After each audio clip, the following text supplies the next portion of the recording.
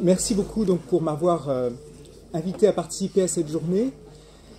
Déjà, donc, je suis donc très heureux et un peu ému de devoir, de parler après deux savants extraordinaires et dont Jacqueline Chabby, dont j'ai suivi les cours il y a fort longtemps à la Sorbonne. Donc, je suis très heureux de l'entendre, c'est toujours très stimulant. Et donc là, aujourd'hui, je vais vous présenter un travail vraiment beaucoup plus modeste et que je n'ai pas non plus vraiment réalisé. Hein. C'est plutôt un projet qu'un travail sur les conséquences qu'ont pu avoir donc l'occupation de l'Algérie après 1830 sur la perception de l'islam en France. Alors, premier point, si j'ai été donc invité à parler, c'est à cause de ce travail sur l'orientalisme arabisant, l'orientalisme savant des arabisans que j'ai pu réaliser donc, et qui porte en effet sur cette période du XIXe siècle. Mais en me relisant, je me suis rendu compte qu'en fait, je me suis intéressé essentiellement à la façon dont on avait étudié ou approché la langue et les sociétés. Et en fait, dans le travail, je n'ai pas travaillé sur l'islam. Alors pour des raisons que je ne saurais nécessairement analyser, hein, mais en fait, je n'ai pas du tout mis de focus sur la façon dont ces savants avaient... Donc en fait, pour des raisons qui peut-être que ça m'a fait peur en fait d'aborder cette question de l'islam, mais je ne l'ai pas véritablement abordé dans le travail. Hein. Je n'ai pas concentré du tout mon analyse sur ce travail. L'hypothèse pour laquelle je vais peut-être donner quelques éléments, mais des éléments finalement très fragiles, c'est que donc l'occupation de l'Algérie a nécessairement eu une conséquence sur la façon dont l'islam a été perçu en France, mais première hypothèse, la conséquence serait plutôt négative, dans le sens où l'occupation, elle s'est faite donc dans la très grande violence, dans la difficulté, avec donc une guerre à outrance entre les années 1839 et 1847, et donc on pourrait imaginer que la perception de l'islam en a été marquée. Islam, donc là, vu comme véritablement la religion de la résistance, la religion de l'Ancien Régime, donc une religion connotée négativement et liée au fanatisme. Deuxième hypothèse, l'occupation de l'Algérie a pour conséquence tout de même un contact beaucoup plus direct avec des sociétés marquées par l'islam, et finalement, donc, on passerait donc d'une perception de l'islam relativement distante et qui passe par le prisme en fait de l'Empire ottoman et du turc à en fait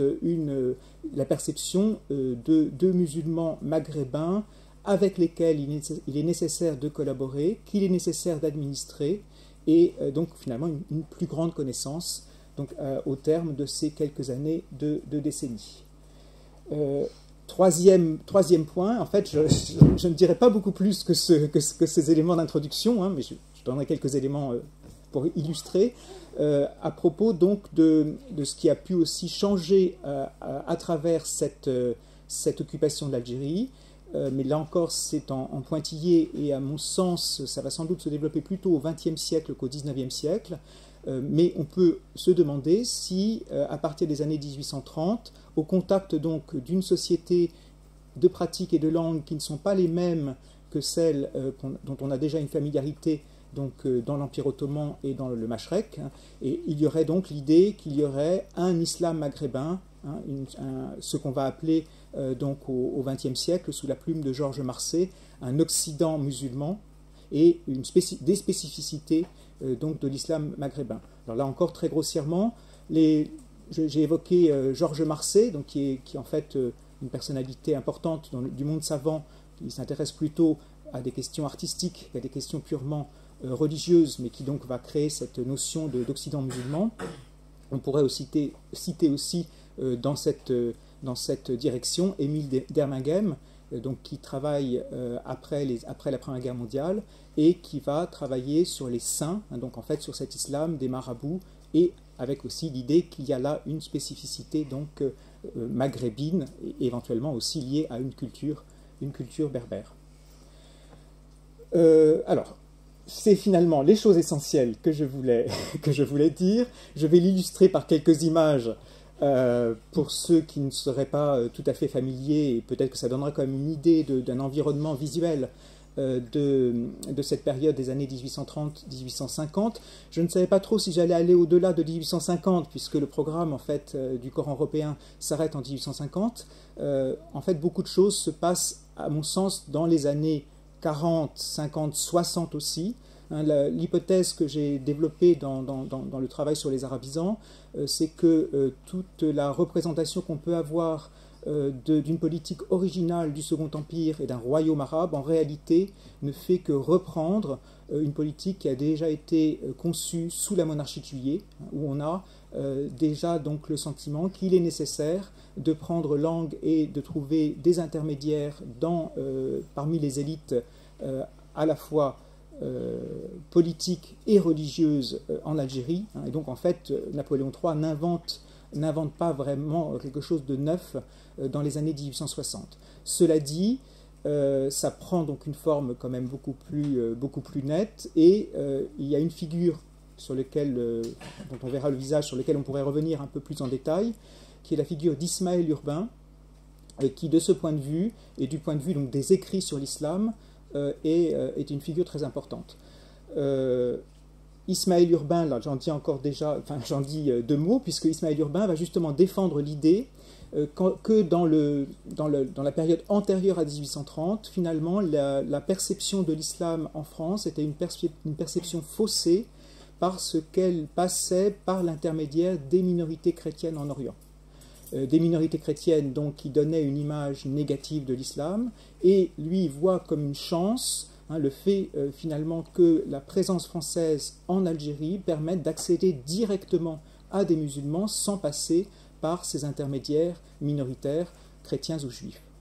Donc ça, c'est vraiment l'argumentaire qu'il défend, dans un article en particulier que je vous engage à lire,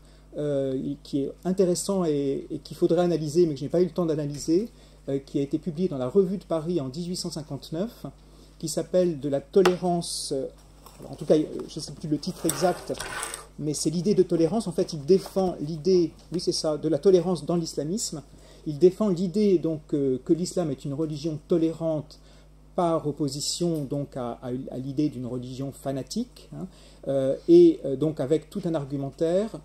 qu'il faut analyser en historien, qui à mon avis s'inscrit sans doute dans une tradition en amont islam des Lumières, avec tout le rapport qu'il fait avec Al-Andalus, en comparant donc la façon dont les États musulmans ont traité des minorités par rapport aux États chrétiens, mais qui aussi s'inscrit finalement dans des conceptions qui sont tout à fait de son temps et du XIXe siècle. Ismaël Urbain est saint-simonien, donc est vraiment un des disciples du père Prosper Enfantin, et donc dans son idée d'une religion tolérante, il y a l'idée qu'il est impossible en son temps de trouver un accord entre les oulémas et les clercs, donc entre le clergé chrétien et le clergé musulman, mais qu'en revanche, à travers la civilisation, qui elle concerne l'ensemble des hommes, eh bien, musulmans et chrétiens pourront trouver un accord comme concitoyens. Donc il y a une dimension civique et politique qui est très nette chez Ismaël Urbain, et vous savez qu'Ismaël Urbain donc, va avoir l'oreille de Napoléon III lors de son, si je ne me trompe, second séjour à Alger en 1865, avec d'ailleurs donc des réactions très vives de la part de l'opinion des colons d'Algérie, qui y voient véritablement un homme très dangereux et dont il faut essayer de se débarrasser. Alors Ismaël Urbain, tout de même, il faut le rappeler, a une particularité, c'est qu'il s'est converti à l'islam avec une expérience qui n'est pas maghrébine, puisque il va faire partie du groupe des Compagnons de la Femme, qui en 1833 donc, se dirige vers Constantinople, donc c'est des Saint-Simoniens, pour apporter les lumières de l'Occident et pour une sorte de mariage entre l'Orient masculin et l'Occident féminin, donc d'où le nom Compagnons de la Femme. Ils se font rejeter par les autorités ottomanes, mais vont se replier en Égypte, et donc c'est en Égypte qu'en 1835, je ne sais plus d'ailleurs, pour se marier ou en lien avec un mariage qu'il fait avec une Égyptienne, il va se convertir à l'islam, avec aussi donc le passage de la circoncision, dont il donne en fait comment dire ça, une conversion dont il donne un récit, qui n'a pas été en revanche publié immédiatement. Ce qui est intéressant, c'est que dans ce récit et dans la façon dont il présente cette conversion comme une conversion qui ne l'écarte pas du christianisme, mais comme en fait un islam qui s'ajoute à son christianisme, qui ne prend pas la place de son christianisme. Et là encore, on peut le mettre en rapport avec l'environnement saint-simonien et avec le nouveau christianisme d'une certaine façon, qui est appelé de ses voeux qui avait été appelé de ses voeux par saint Simon et par ses disciples. À côté donc là encore je vais être très rapide, à côté de cette figure d'Ismaël Urbain, on a d'autres figures qui présentent des images beaucoup moins positives de l'islam, y compris chez des proches d'Ismaël Urbain. Un exemple qu'on peut donner, c'est l'exemple de Nicolas Perron, comme un Perron de jardin, qui est connu ou qui a une certaine importance historiquement pour avoir été l'auteur donc du code de Sidi Khalil, c'est-à-dire en fait le traducteur et celui qui met en forme donc un code qui va être utile pour l'administration coloniale française en Algérie, puisqu'il s'agit donc de reprendre la législation malékite, alors encore avec toute une reconstruction qui mériterait d'être analysée, afin donc que la France puisse administrer ses sujets selon la loi musulmane. Donc ce Nicolas Perron, lui est un républicain qui s'était déjà intéressé à l'Orient et à l'Égypte avant 1830, dans cette mode donc orientale qui est très forte à la fin des années 1820 en France, qui va être contraint à l'exil du fait de son républicanisme donc en 1832, et qui va aussi s'installer en Égypte, où il va être en contact avec les Saint-Simoniens. Et ce qui est intéressant quand on lit quelques articles, quelques textes de Nicolas Perron sur l'islam, c'est qu'en revanche, lui en donne une image négative. Pour lui, l'islam a comme défaut d'être un monothéisme, alors que, selon lui, les religions qui sont les religions de l'avenir sont des polythéismes, et il voit dans le christianisme, à cause de la Trinité, un polythéisme. Alors encore, il faut s'imaginer des hommes du XIXe siècle qui ne voient pas nécessairement les choses comme nous, et donc il va à la fois avoir quand même une œuvre qui a sans doute un certain retentissement, dans le sens où il est l'auteur de notices sur l'islam, sur l'islamisme comme on l'appelle à l'époque, ou sur Mahomet, dans des encyclopédies. Et donc en fait, on a là en fait un discours, une perception de l'islam qui peut avoir un lectorat relativement important. Il traite aussi dans un ouvrage qui paraît dans les années 1850 de la question de la femme. Donc là, il y a des débats sur est-ce qu'en fait l'islam a permis la promotion de la femme, ou au contraire, est-ce que l'islam est une religion qui en fait ne donne pas beaucoup de place à la femme. Et Perron conclut négativement. Il est de ceux qui vont en fait avoir une image plutôt négative de l'islam de ce point de vue. Dernière personnalité, et puis après je vous montrerai quelques images qui n'ont pas, où vous verrez au moins à quoi ressemble Urbain, et éventuellement ça ouvrira des questions à propos d'Abdelkader que je n'ai pas évoqué, qui est une figure importante dans ce débat. Il y a aussi des républicains avancés qui vont avoir une image pour le coup là très très négative de l'islam. Un Nantais, c'est parce que peut-être comme on est à Nantes, et il faudrait que quelqu'un travaille peut-être sur les manuscrits arabes qu'il a donné à la bibliothèque municipale de Nantes. Il a donné un manuscrit de Suyuti, donc je ne sais pas du tout s'il a une valeur ou non. Mais donc d'un côté, il offre des manuscrits arabes, mais par ailleurs, il a une image absolument négative de l'islam. Et donc lui, il est de ces fameux exterminateurs qui ont été montés en épingle par Olivier Lecourt-Grandmaison dans un ouvrage qui, à mon avis, pose beaucoup de problèmes du point de vue historique, dans le sens où ce sont des personnalités un peu extrémistes, qui n'ont pas du tout l'écoute du pouvoir, qui sont montrés comme étant l'expression de la politique coloniale française, qui n'est pas le cas. Et lui, il appelle véritablement à une extermination des musulmans. Alors, en tout cas, il considère que l'islam est voué à la disparition. Donc on a vraiment des points de vue qui sont très tranchés sur cette question de la part de personnes qui ont vécu en Algérie. Le dernier point tout de même aussi sur lequel il faudrait dire un mot, c'est l'importance des militaires. Donc là, il y aura un travail à faire que je n'ai pas fait sur l'arrière plan politique et religieux de ces différents officiers qui sont quand même des savants et qui publient des ouvrages sur l'islam donc dans ces années 1830-1870. On peut citer le colonel Richard, qui est important puisque c'est le premier qui a publié un ouvrage sur les Juan, sur les confréries, et qui va être à l'origine de toute une littérature qui montre justement les confréries comme l'obstacle premier à l'imposition en fait de la France en Algérie, comme la principale force de résistance. Mais cela dit, chez Richard, ce n'est pas une image négative des confréries, contrairement à d'autres textes qui vont suivre. Et par ailleurs, il invite à la fusion des races, et il est fourriériste en fait, et donc à des mariages mixtes beaucoup plus larges. Et on a aussi le colonel Deneveux, qui lui va d'ailleurs épouser une musulmane, qui aussi produit des textes sur l'islam. Donc il y a toute cette production de militaires qui est importante, d'autant que l'armée est un lieu où musulmans et chrétiens se rencontrent, puisque dans l'armée d'Afrique, on va avoir des soldats musulmans et quelques officiers aussi, pas nécessairement les plus tendres, comme Youssouf, qui sont issus qui sont en fait des soldats musulmans qui arrivent à des positions relativement importantes. Bien, je vais peut-être juste mettre un peu d'image là-dedans. Pour une image de l'islam, donc là on est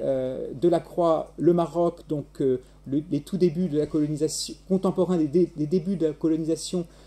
colonisation en Algérie, mais simplement pour indiquer qu'on a une image de l'islam qui est tout de même assez positive à travers ce type d'iconographie sur lequel on pourrait revenir, même si je ne suis pas sûr de pouvoir les commenter précisément. Là, Horace Vernet, une iconographie beaucoup plus militaire et beaucoup moins sympathique, mais on voit tout de même des éléments d'architecture qui rappellent l'islamité des lieux, que ce soit ici pour la prise de Constantine avec le minaret qui est quand même bien en place dans ce grand panorama. Là, on est dans les palais de Constantine avec des fresques plus anciennes, la fameuse Mala d'Abdelkader, pour rappeler la figure d'Abdelkader, Ismaël Urbain, pour que vous en ayez une image, jeune homme alors qu'il est croqué par un de ses condisciples saint-simoniens et notable à la fin de sa vie. Et puis un petit mot aussi sur le Mubashir. La France donc, elle a besoin d'administrer ses populations algériennes, donc elle va publier à partir de 1847 un journal officiel avec une version arabe, et elle choisit comme titre le Mubashir. Et sans doute que ça mériterait d'être analysé sur ce choix qui a une connotation religieuse, qui peut avoir une connotation religieuse chrétienne ou musulmane, mais je laisse cela en débat. Figure d'Abdelkader, là aussi, simplement par ces images, vous voyez qu'on a une représentation qui est tout de même aussi plutôt positive, après 1947. Donc là, Ismaël Urbain dit bien, en fait, avec ces musulmans du Maghreb, on a finalement des guerriers valeureux, ils se sont battus contre nous, mais à partir du moment où les armes se sont tues, eh bien, nous pouvons dialoguer, et l'exemple qu'il donne et les propos qu'il donne, c'est Abdelkader, qui est présenté comme moralement un homme d'une excellence, et donc avec lesquels donc, il est possible de s'allier après son exil, donc à Brousse puis à Damas. Donc là encore quelques images de Fromentin et une image des bureaux arabes, pour pouvoir aussi pour illustrer ce que je vous ai dit sur le cadre militaire comme un lieu tout de même où on a des interprètes musulmans. Donc c'est un lieu donc, avec bien sûr des inégalités, mais quand même un lieu de métissage. Napoléon III à Alger et donc l'entrevue avec le souverain tunisien Sadok Bey. Ici encore, le tableau est intéressant anecdotiquement, puisque dès qu'il a été, c'est un tableau qui fait partie des collections de l'État tunisien, il a été restauré et on a vu que derrière vous voyez un petit jeune homme en chéchia rouge là sur la gauche ici, en fait c'est un repeint. Le peintre avait commencé à peindre une jeune fille voilée, et en fait visiblement ça n'a pas plu au bey de Tunis. Quand même une jeune fille dans l'espace public, ça n'allait pas, et donc le peintre a transformé la jeune fille en jeune homme avec une chéchia. Donc l'islam, et puis, alors là encore d'autres images qui pourraient être intéressantes sur ce thème, mais on s'écarte un peu du sujet, avec Fromentin, la question de à la fois on peut lire ce tableau dans une lecture postcoloniale en disant Fromentin nous montre un islam, comment dire ça, assoupi, et en même temps aussi on peut y voir au contraire une condamnation d'une colonisation qui se fait avec des massacres. Donc là, c'est des images qui sont suffisamment fortes pour pouvoir donner des lectures différentes. Celle-ci aussi est intéressante puisqu'on voit la taille immense qu'a donnée au minaret de la mosquée donc, Guillaumet, qui ne correspond pas à une réalité topographique du lieu, mais en fait il avait besoin pour sa composition, mais peut-être aussi pour rappeler que nous sommes dans un contexte musulman dans cette toile. Je termine simplement avec 1871 et donc la grande-peur que suscitent donc les révoltes donc confrériques de 1871. Ici, vous voyez sur l'image donc un des principaux meneurs de cette révolte. Donc là, après 71, sans doute, il y a une fermeture, en tout cas en Algérie, et du fait donc du changement de régime, du poids donné aux colons, et donc en fait une représentation de l'islam dans les textes qui sont publiés, souvent beaucoup moins intéressante et beaucoup plus pauvre, et souvent aussi beaucoup plus négative, en tout cas chez certains écrivains correspondant donc à une idéologie coloniale et non pas à des intellectuels intéressés à un dialogue entre les religions comme on pouvait l'être dans ces années 1840-1870. Je vais rester là.